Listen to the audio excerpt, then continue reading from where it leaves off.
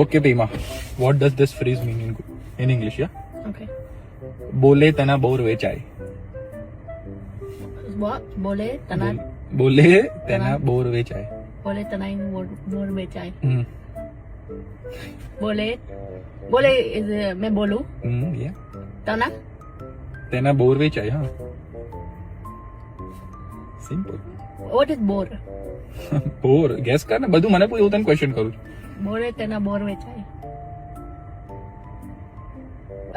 Mango. Quickly. Bole jana mango bechay. But what does that mean? I just said No. કઈથી mango વેચાય. But what does that phrase mean? it's got a long to mean. Bole tena bor bechay.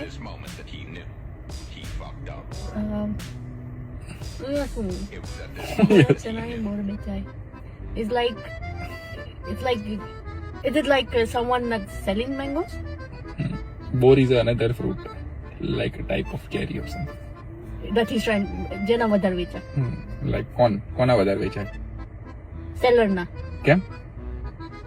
એનું કામ આવે હું પણ કેમ વધારે વેચાય?